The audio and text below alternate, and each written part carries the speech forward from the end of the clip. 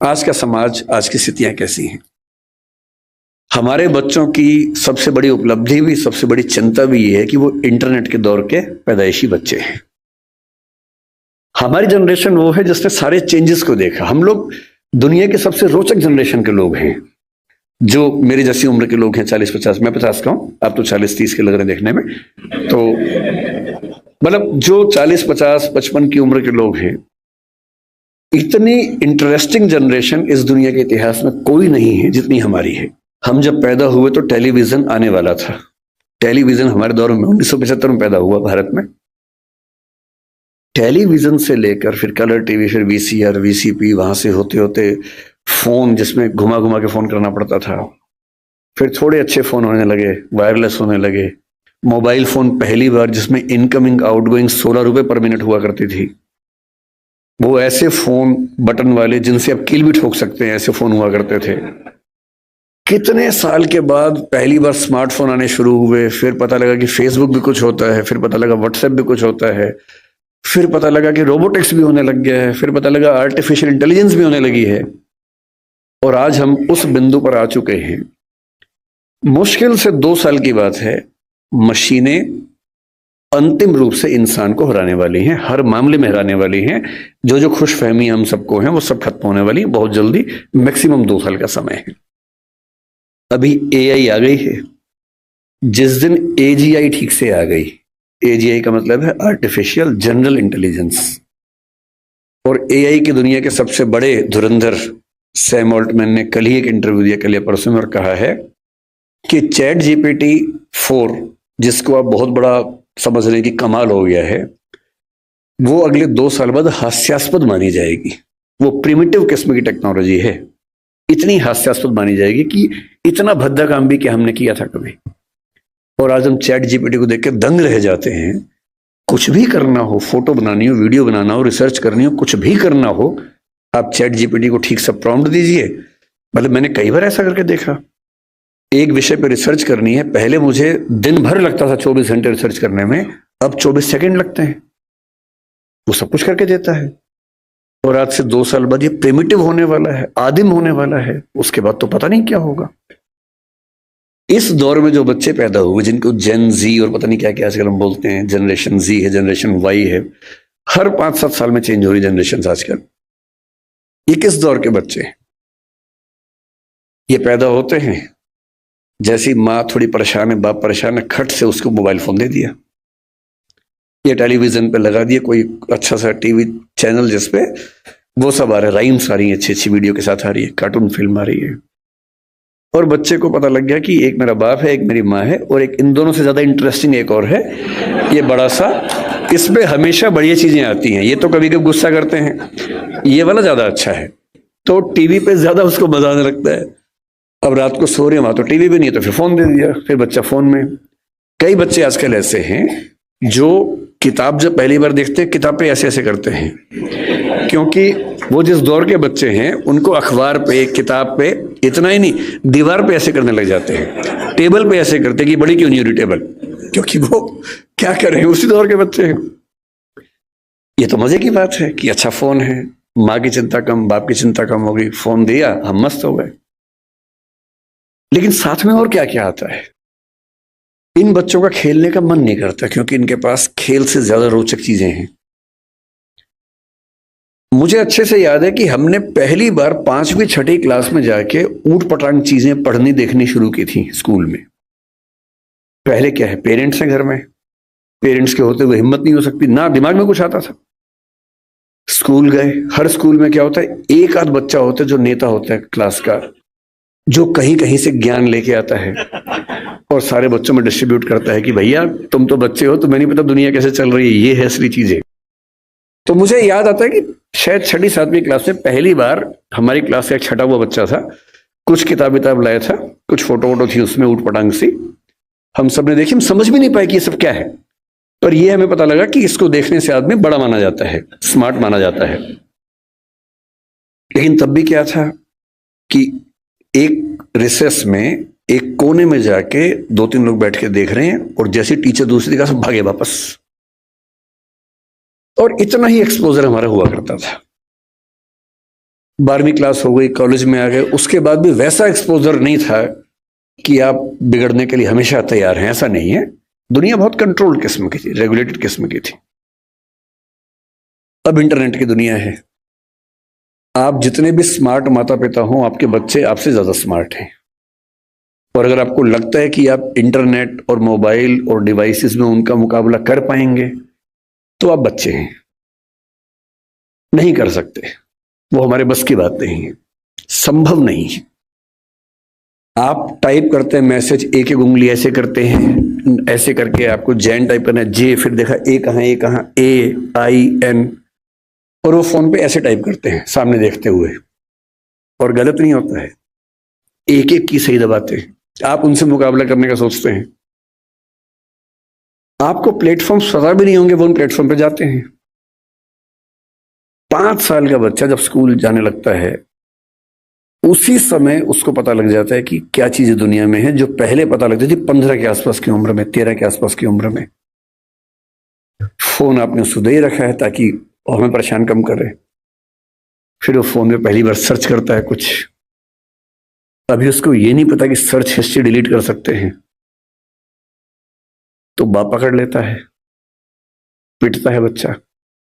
फिर उसका स्कूल का फ्रेंड बताता है कि नहीं, इनकॉग्निटो जाना है। अगली बार से बच्चा स्मार्ट हो गया है।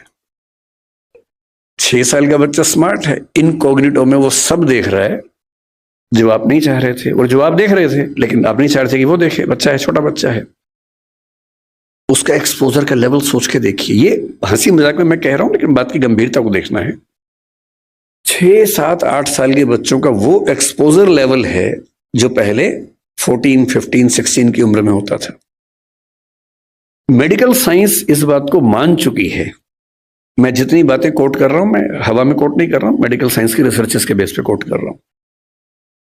आपको आश्चर्य होगा, आज से 1 महीने पहले एक रिपोर्ट आई है, लगभग पूरी दुनिया में प्यूबर्टी की एज 1 साल कम हो गई है, जिसको हम टीनेज बोलते हैं कि 13 साल की उम्र में टीनेज आती है, बच्चियों को मासिक धर्म शुरू होता है।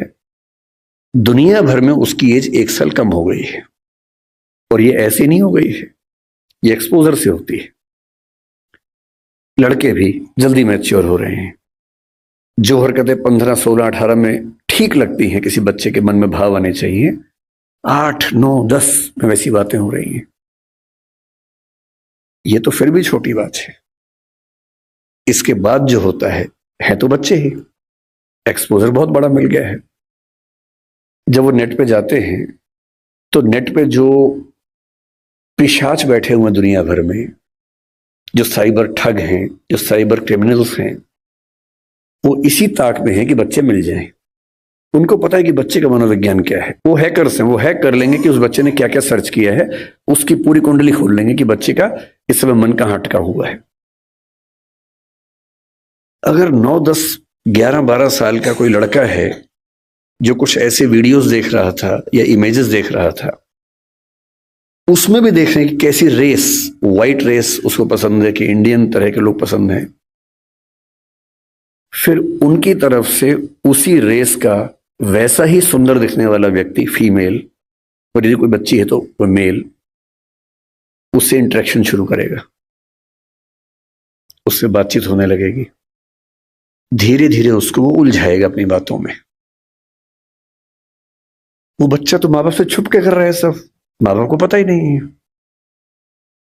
और फिर वो उस बच्चे को प्रलोभन बहुत बड़े बड़े मिलेंगे। आपको ये सब नहीं पता है तो पता होना चाहिए, बहुत बड़े रैकेट चल रहे हैं इस समय दुनिया में। 11-12 साल का एक लड़का अपने कमरे में लैपटॉप पे वीडियो चैट कर रहा है, शायद एक ऑस्ट्रेलियन लड़की से जिसकी उम्र 21, 22, 25 साल है, और वो उससे मीठी मीठी बातें कर रही है। और फिर वो उससे कह रही है कि देखो, तुम इतने सुंदर हो, मैं तुम्हें देखना चाहती हूं, तुम भी मुझे देखो। फिर वो अपने थोड़े से कपड़े उतारती है, उसको कहती है कि तुम भी ऐसा, वो तो प्रोफेशनल है, तुम भी ऐसा करो। और वो बच्चा जिसको कुछ नहीं पता कि ये दुनिया कैसी है, वो कुछ कर बैठता है। और ये पूरा वीडियो रिकॉर्ड हो रहा है। और जैसी ऐसी चीज होती है उसके बाद खट से मैसेज आता है कि अगर 2 घंटे में इस अकाउंट में $500 जमा नहीं किए तो ये वीडियो क्लिप तुम्हारे पापा मम्मी, तुम्हारा इंस्टा अकाउंट मेरे पास है, इंस्टा अकाउंट में जितने तुम्हारे फ्रेंड्स हैं उन सबके पास चला जाएगा, सबके ईमेल आईडी मेरे पास है। इसको बोलते हैं सेक्सटॉर्शन। और ये इस समय टीनेजर्स की दुनिया की सबसे बड़ी क्राइसिस है। बड़ी बात नहीं है कि हम में से किसी का बच्चा झेल चुका हो, बड़ी बात तब होगी जब उसने आपको बताया हो। और अगर आपको नहीं बताया है और आप इस खुशफहमी में कि ऐसा हमारे बच्चे को हो ही नहीं सकता, तो फिर कह रहा हूं कि हम इस बात से अनजान हैं कि हम किस स्थिति में हैं। अपने बच्चों से बात करना शुरू कर दीजिए। पहली बात तो ऐसा ना हो, और हो जाए तो आपसे बात कर ले। कई बच्चे झेल नहीं पाते, पैसा होता नहीं है, पैसा होता तो देते हैं। और $500 का मामला नहीं है, वो पहली बार का मामला है, उसके बाद फिर उतना मामला है, अगली बार फिर उतना मामला है। और ये ध्यान रखना है कि किसी बच्चे के साथ ये करने के लिए वीडियो रिकॉर्डिंग की जरूरत भी नहीं है। हम एआई के जमाने में हैं, डीप फेक से कुछ भी हो सकता है। किसी आर्टिफिशियल इंटेलिजेंस जो फोटोग्राफी बेस्ड ऐप है, सिर्फ इतना उसको कहना है कि ये फोटो है, सिंपल फोटो, स्कूल की फोटो, पासपोर्ट साइज फोटो उसको देनी है और कहना है कि इस फोटो को एक ऐसी फोटो में तब्दील कर दो कि ब्लैकमेल किया जा सके। किसी के साथ भी हो सकता है। बस कल को कभी हम में से किसी का बच्चा हमसे ये कहे कि देखो पापा, देखो मम्मी, ये फोटो मेरी लग रही है पर मेरी है नहीं, तो उसको मारना पीटना नहीं है, भरोसा कर लेना है कि ऐसा हो सकता है। तकनीक इस लेवल पे है। और एक और टेक्नोलॉजी जो भी पब्लिक डोमेन में नहीं आई है, कभी भी आ सकती है लेकिन बन चुकी है। वो क्या करती है, एक फोटो देनी है और प्रॉम्प्ट देना है कि इस फोटो के बेस पे वीडियो बनाओ और वीडियो में ये होना चाहिए। आप जो चाहेंगे वीडियो बन जाएगा, आपका ही बन जाएगा। आप वो नहीं है। और आप क्या, इस दुनिया के बड़े बड़े टेक्निकल एक्सपर्ट्स नहीं बता पाएंगे कि ये वीडियो नकली है। इसको डीप फेक कहते हैं आजकल, डीप फेक। हमारे आपके बच्चे इस खतरे से गुजर रहे हैं और ये आज नहीं तो कल हम सबके बच्चों को झेलना है। उन सबको समझाने की जरूरत है कि जब किसी से प्रेम भी करते हो, मान लीजिए आजकल बच्चों के प्रेम में क्या होता है, सबसे पहले पासवर्ड शेयर करते हैं कि तू मुझसे प्यार करती है, हाँ तो पासवर्ड दे, तू मुझसे प्यार करता है तो पासवर्ड दे। दोनों पासवर्ड देते हैं, फिर एक और आईडी बना लेते हैं अलग से, उसका पासवर्ड दे देते हैं। फिर उसके बाद भरोसा और कायम करना है। फिर रात को 2 बजे जब पेरेंट्स सो चुके हैं, फिर वीडियो कॉल करते हैं। भरोसा करती है, हाँ, तो फिर कपड़े उतार, वीडियो कॉल पे। ये खेल शुरू हो जाता है। अपने बच्चों को समझाना है, दुनिया का कोई भी इंसान कितना भी भरोसेमंद हो, ऐसी गलती ना करे। लड़का हो तो वो भी ना करे, लड़की हो तो वो भी ना करे। और ये हमारी पीढ़ी निकल गई है, हमें नहीं पता कि ये भी खतरे होते हैं। हमारी पीढ़ी में ये सब खतरे थे ही नहीं, हमने कम से कम ये सब नहीं झेला। हमारी पीढ़ी में ये था कि गलती से आप कहीं हैं, नहा रहे हैं, किसी ने देख भी लिया, फोटो नहीं खींच सकता था। फोटो खींचने के लिए फोटोग्राफर बुलाना पड़ता था बाहर से, या तो हर आदमी फोन लेके घूम रहा है। और फोटो अगर खींच गई, अगर आपको भी ऐसी मासूमियत आपके अंदर है कि मैंने फोटो खींच ली, मेरा फोन तो एयरप्लेन मोड पे है, मेरे फोन में ही है, बाहर तो गया ही नहीं, इसको बोलते हैं मासूमियत।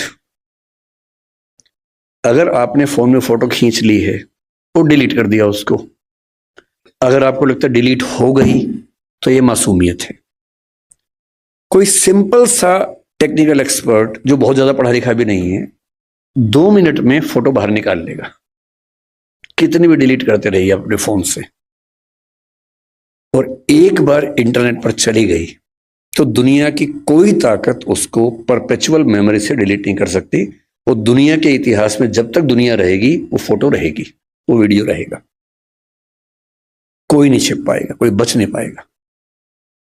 और जब बच्चे इस दौर से निकलते हैं उनको एंजाइटी होती है, डिप्रेशन होता है, और उस समय उनको जरूरत होती है किसी ऐसे व्यक्ति की जो उनसे ठीक से बात करे, उनको समझे। अभी 2 महीने पहले एक वेब सीरीज आई है दहाड़ नाम की, अगर नहीं देखी है तो उसको देखिए, वो कई मामलों में अच्छी वेब सीरीज है। मैं उसका प्रचार करने के लिए नहीं आया हूं, तो संयोग से मुझे अच्छी लगी तो बता दिया। जो मैं कहना चाह रहा हूं उसमें क्या है, उसमें एक पुलिस का एसएचओ है, एसएचओ है या डीएसपी है शायद, एक अधिकारी है पुलिस का। उसी के जुरिसडिक्शन में एक स्कूल में उसका बेटा पढ़ता है, और स्कूल से कंप्लेंट आई कुछ बच्चे एक मोबाइल फोन एक कमरे के अंदर देखते हुए पकड़े गए हैं। वो मोबाइल फोन वही है जिसको उसका बाप ढूंढ रहा है किसी क्राइम की इन्वेस्टिगेशन के लिए, वो नंबर ट्रेस कर रहे थे, वही नंबर है। तो बाप और पुलिस की पूरी टीम भागी है, और प्रिंसिपल ने कहा कि वो बच्चे इस कमरे के अंदर हैं। अंदर गया तो उसका अपना बच्चा ही है। वो बच्चा क्रिमिनल नहीं है, वो तो गलती से फोन उसके पास आ गया, वो वाला जो फोन क्रिमिनल का था उसके पास आ गया। और तब वो पुलिस वाला देखता है कि उसका बच्चा और उसके 3-4 दोस्त वो सब वीडियोस देख रहे हैं जो 9-10 साल के बच्चे को नहीं देखने चाहिए थे। लेकिन उसके बाद सबसे इंटरेस्टिंग बात क्या है, घर जाके वो पुलिस ऑफिसर अपने बच्चे के साथ बैठता है, और कम से कम 2-3 मिनट का सीन है। किसी फिल्म या वेब सीरीज में 2-3 मिनट का मतलब बहुत बड़ी बात होती है। जब हम फिल्म लिखते हैं तो हमारा टारगेट होता है कि कोई भी सीन 1 मिनट से ऊपर का नहीं होना चाहिए किसी भी हाल में, वरना लोग बोर हो जाते हैं। मैक्सिमम 1 मिनट होता है। 2-2.5 मिनट तक एक थीम पर बात चल रही है, इसका मतलब डायरेक्टर चाह रहा है कि यह बात ठीक से पहुंचे।